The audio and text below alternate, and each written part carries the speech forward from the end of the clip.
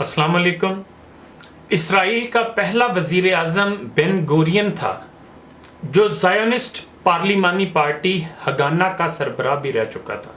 एक रोज वो कुछ जल्दी में घर से जा रहा था कि उसकी बेटी ने याद दहानी करवाई कि आज वेलिंग वॉल यानी दीवारे गिरिया पर सालाना दुआ का दिन है। ये वो दीवार है जहां यहूदी गिरिया करना इबादत समझते हैं। बेन गुरियन ने जवाब दिया कि रियासती अमूर से मुतल्लिक कुछ अहम काम निपटाने जरूरी हैं। उसकी बेटी ने कहा कि सालाना दुआ से अहम और क्या काम हो सकता है। बेन गुरियन ने इस मौके पर अपनी बेटी को तारीखी जवाब दिया कि अगर सिर्फ दुआ से काम होते तो तमाम अरब और मुसलमान हज के इतने बड़े इज्तिमा में इसराइल की तबाही और बर्बादी की दुआ मांगते हैं तो इसराइल तबाह हो जाता। बेन गुरियन ने अपनी बेटी को जो जवाब दिया उसमें आज हमारे लिए भी बहुत बड़ा सबक पोशीदा है। मुसलमान आज दुआएं तो जरूर मांगते हैं लेकिन अमल से आरी हैं। नतीजा हमारे सामने है। अरब और बाकी मुसलमान देख लें किस हाल में हैं और नौज़ायदा यहूदी रियासत दिन दुगनी रात चुगनी तरक्की कर रही है।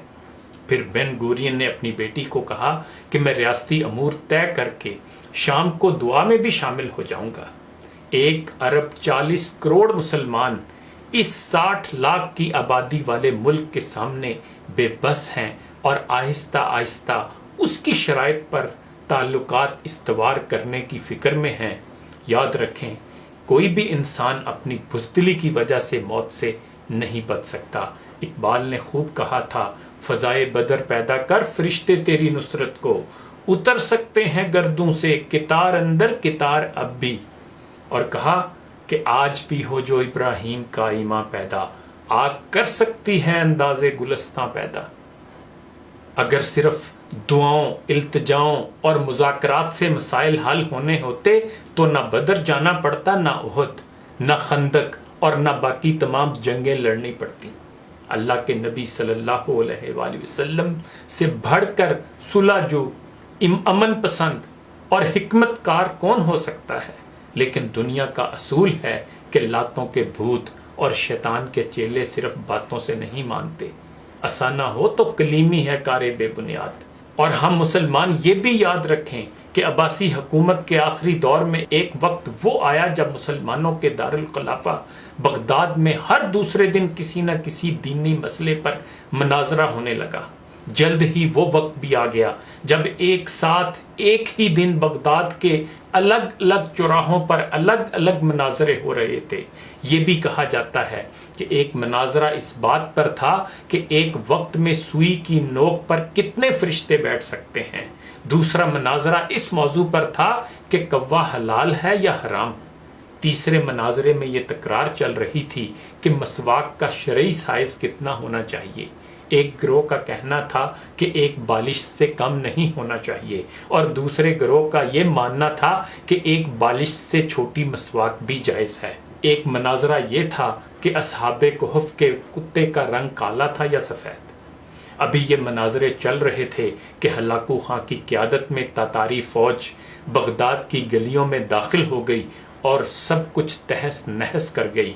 मसवाक की हुर्मत बचाने वाले लोग खुद ही बोटी बोटी हो गए।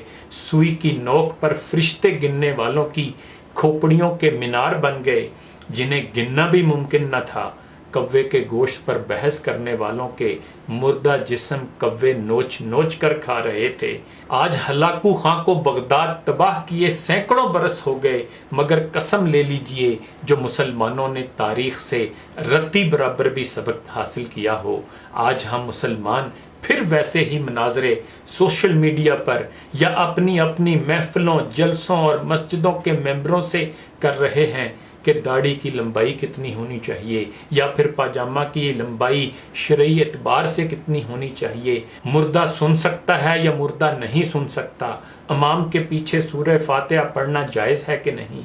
मान लिया कि आम अफराद के लिए दीन की बुनियादी तालीमात की तदरीस भी ज़रूरी है, लेकिन अफसोस के बैनुल मसालिक भाईचारे और हम आहंगी का फुकदान है और इख्तलाफी मसाइल जिन पर सिर्फ उल्मा को बात करनी थी उन्हें भी सरेआम टीवी और सोशल मीडिया पर बयान कर कर के नफरतों के बीज बोए जाते हैं।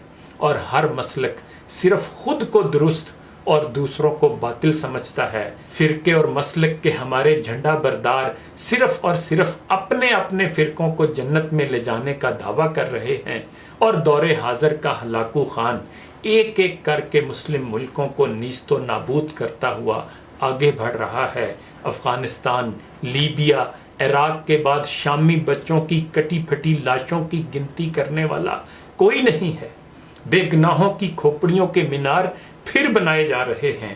فلسطین اور کشمیر کی حالت زار ایسی ہے کہ زارو قطار رو کر بھی دل ہلکا نہیں ہوتا۔ آدم علیہ السلام کی نسل کے نوجوانوں، بوڑھے اور بزرگوں کی لاشوں کو کوے نوچ نوچ کر کھا رہے ہیں، اور ہوا کی بیٹیاں اپنی عصمت چھپانے کے لیے امت کی چادر کا کونا تلاش کر رہی ہیں، اور ہمارا عمل بتاتا ہے کہ ہم خاموشی سے اپنی باری آنے کا انتظار کر رہے ہیں۔ اگر ہم انہی بے معنی باتوں میں الجھے رہے تو دشمن نے یہ نہیں دیکھنا کہ کس کی داڑھی چھوٹی ہے اور کس کا پاجامہ ٹخنوں سے نیچے ہے۔ جنگ میں دشمن کی گولی شیعہ سنی، دیوبندی، اہل حدیث، حیاتی مماتی کا فرق نہیں کرتی۔ خدا را سوچئے، اب بھی وقت ہے ایک ہونے کا، اتفاق و اتحاد پیدا کرنے کا۔ اقبال کو یاد کر لیجئے، جس نے کہا تھا کہ منفعت ایک ہے اس قوم کی، نقصان بھی ایک ہی سب کا نبی، دین بھی ایمان بھی ایک، حرم پاک بھی، اللہ بھی، قرآن بھی ایک، کچھ بڑی بات تھی ہوتے جو مسلمان بھی ایک۔ فرقہ بندی ہے کہیں اور کہیں ذاتیں ہیں، کیا زمانے میں پنپنے کی یہی باتیں ہیں؟ انہی گزارشات کے ساتھ اجازت چاہوں گا۔ اپنا خیال رکھیے گا۔ اللہ حافظ۔